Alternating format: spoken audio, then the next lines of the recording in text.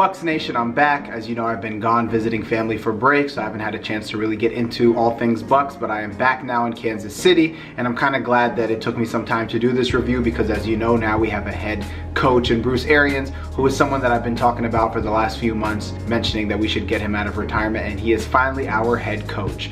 What I'm going to do today is give a very, very brief synopsis review of what the season was like, talk about some statistics. I'm going to keep it very brief since the season did end a couple weeks ago. So once again, Bucs Nation, if you are new here, make sure you subscribe, like, and comment. Thank you very much to everyone who is returning. And it sucks that our season ended the way it did, but I'm very proud and I feel really positive about the future because Bruce Arians was the #1 guy that I had in mind all along. I just didn't know if we could get him out of retirement, but we did, so it's all joy moving forward. We fire the cannon, siege the day, whatever our new slogan is. As you know, we got Bucko Bruce back, and yeah, it's going to be great, so let's get started. Let's start with the offense just because that was more of our like hot spot, you know, the shining part of our team. Our offense once again finished, on passing offense, we finished #1 with about 320 yards per game, which was a drop off because earlier in the season we were up towards like 370, 380, but towards the end of the season our offense kind of stumbled a bit and we were very stagnant and we weren't really putting up the numbers we were. But it's cool to see that we finished #1, and I think having Bruce Arians in now,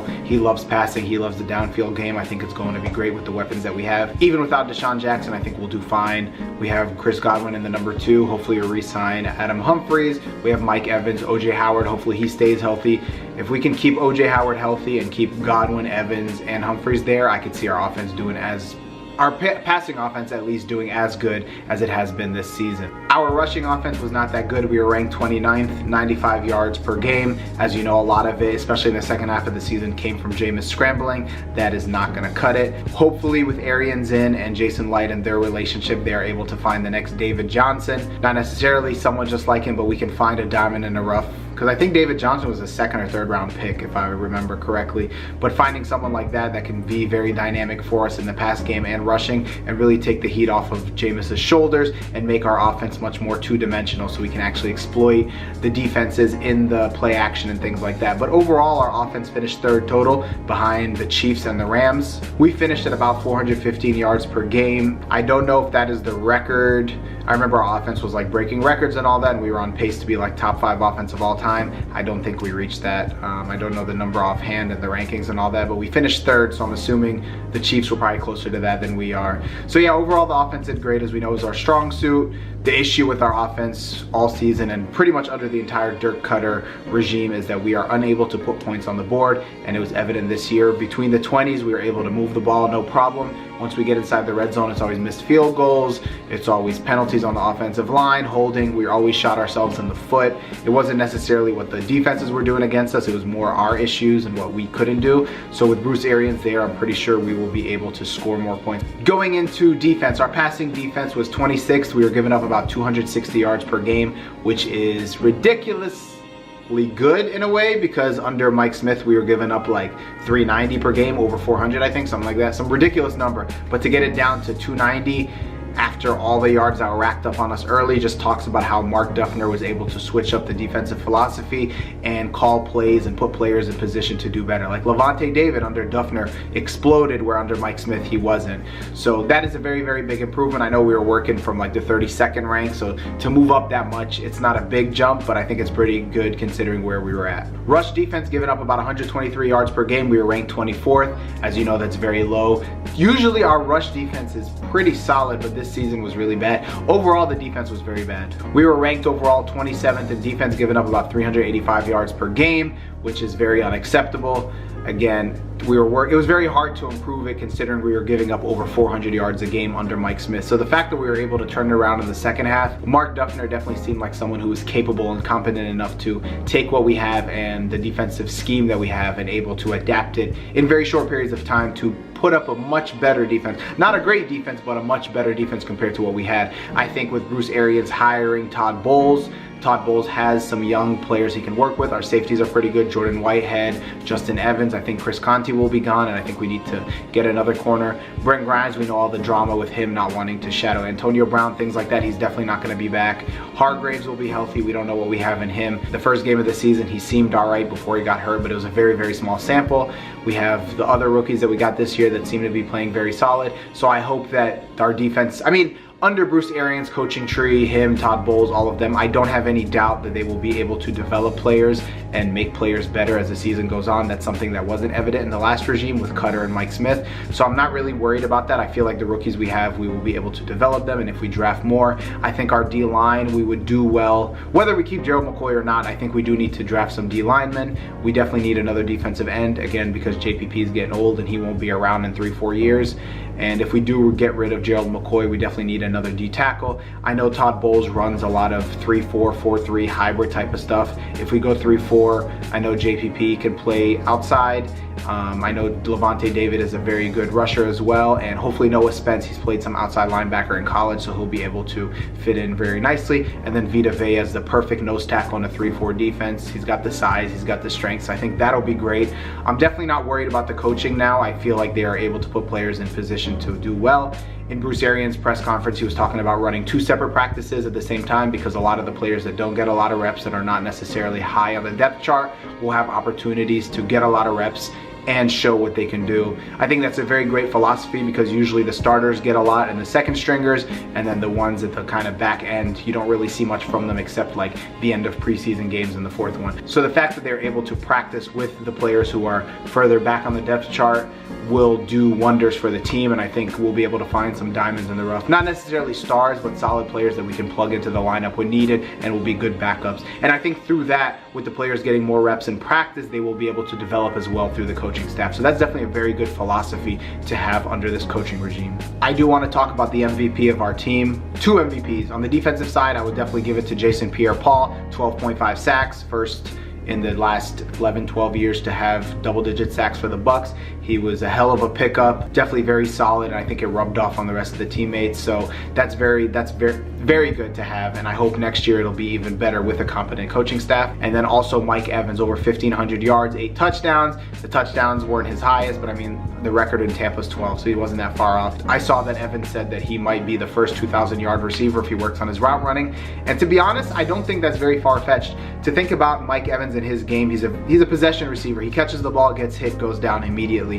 If he's able to work on his route running a little bit more, gain a little bit more separation, and gets a little more yards per catch every time, I could see him breaking 1,900 yards easily and probably being very close to 2,000 if not breaking it. So we'll see with that. I mean, Evans was definitely our MVP on the offensive side of the ball, the most consistent player regardless of who was back there at quarterback and the shuffling. I think it was great to have Mike Evans, and I think at this pace he could be definitely a Hall of Famer if he continues this pace, which I don't see him dwindling down. He's still young. I think he's 25, maybe 26. So he's still got a good 5, 6, 7, 8 years in him. He could easily be a Hall of Famer. So, but before I wrap this video up, I definitely want to talk about the hiring of Bruce Arians and the philosophy that he brings. I think the fact that he is a no bullshit type of coach and he will say it as it is, I think he will hold players accountable. I know he talked about having an accountability sheet, and his assistants talked about it, where in the team meetings they will expose players who whiffed, who weren't trying, or players who did things wrong, and they're going to keep track of every player who's not kind of doing their job. And I loved what he said in his philosophy. If you're not a hard-working player, if you're not playing hard or doing your best, then you don't belong in a Bucs uniform. Personally, I think that's a great philosophy to have, and I kind of agree with it.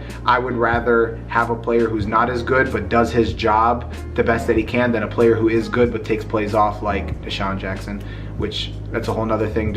Bruce Arians said that he would like to convince Deshaun to stay. I don't think it's a good idea. If he does convince him to stay though, I think Arians will take no bullshit from him and hold him accountable and not let him walk around or walk all over Bruce Arians like he did with Dirk Cutter. I don't think Bruce Arians would let Deshaun Jackson be a locker room cancer, and I think he'd be able to ship him out if needed. But I don't think he should stay. I think we've proven that we don't need Deshaun Jackson, and he's more of a distraction and a liability than really an asset for us. I think Todd Bowles is a great coach. I know the Jets wasn't really a good situation for him. He had a rookie. He's managing the whole team. I think he's kind of like Dirk Cutter, who's just a better assistant, like a coordinator, better than an actual head coach.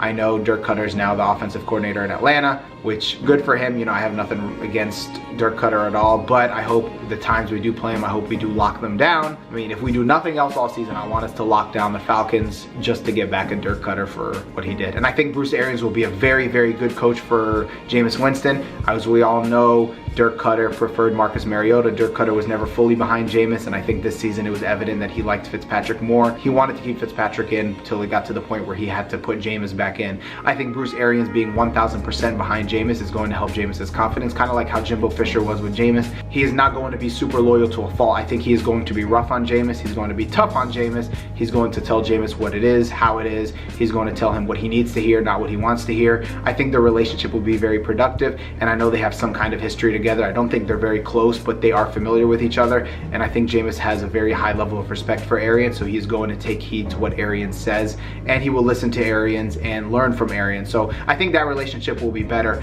this whole entire season, really through the entire Dirk Cutter regime. It always felt like there was something weird between Jameis and Dirk. I feel like under Lovey, Jameis had a good relationship, kind of like a father figure, but I feel like with Dirk, they just never had this kind of connection, which isn't necessarily important, but I feel like Jameis knew that Dirk did not really stand behind him 1000%, so there was a little bit of distance between them. But I think under Arians, they'll have a very good relationship, a working relationship, and I'm really excited to see what Bruce Arians does. Bucko Bruce is back. We're gonna have a great season. I mean, I don't think we will finish as bad as we do now. Just with, if we do no changes on the team, forget a draft, free agency, I think with this talent we have now and a good coaching staff, like I've mentioned before, in Bruce Arians and his team, which has proven that they can turn around a team, we could easily be a 9-10 win team, easily be a playoff team. So just imagine when we add some pieces through the draft, through free agency, get rid of some of the cancers like Deshaun Jackson, and we'll see how this team flourishes. So very excited for the future of the Bucs. This is probably the first time I've been this hopeful since the Gruden era. Bruce Arians reminds me of Gruden, the way he captures a press conference and the way the team will look up to him and respect him. Bruce Arians, even though he is older, he has been known to connect with players really well, and a lot of players always like him. You don't really hear anything bad about him. So definitely very excited for the future of the Bucs. 2019, we're in 2019 now. The 2019 season should be a lot better for us with what we have. I'm very excited for that. Thank goodness we were able to get him out of retirement. We wouldn't have done it without Jason Light, which Bruce Arians did say it was Jason Light mostly. So I'm glad we kept Jason Light for that, and I think their relationship is very good, so they'll be able to get the right players, the right pieces, and get this team to become consistent winners. My only question or concern would be Bruce Arians. I don't think he's going to coach through his whole entire contract, maybe, but if not, who is going to take his place? Is it going to be Harold Goodwin, who a lot of people say could be a good head coach, or is it going to be Todd Bowles? I don't know. That's something I think the Glazers have figured out or have talked. I'm sure there's a plan in place in case something like that happens. But Bucs Nation, thank you very much for tuning in and riding with me all season. I really enjoyed making these videos. I'm going to try to continue improving them, so when 2019 comes around, it is of better quality. If there's anything you feel I need to change in these videos, you'd like to see me implement, take out, please leave it in the comments down below. If there's anything you would like for me to do during this off season regarding the Bucs, please leave it in the comments below. Again, I'm probably going to do one of these videos on the draft when free agency starts, and just anytime something comes up, I might just do a reaction like this. So thank you very much, Bucs Nation, for tuning in all season. Thank you very much for being loyal to the team. Excitement is in the air, hope is in the air in Tampa, and 2019 should be a much better season with what we have. So until next time, until I release another Bucs video, thank you very much. Continue, go Bucs, Bucs Nation. Continue showing that love and support. Let's stand behind this team. Let's show them that support that they need, and let's go get it next season. Thank you very much, Buc Nation, and I am out. Our offense tough, our defense rough. Go Bucs, go Bucs. Ain't no other team stopping us. Go Bucs, go Bucs.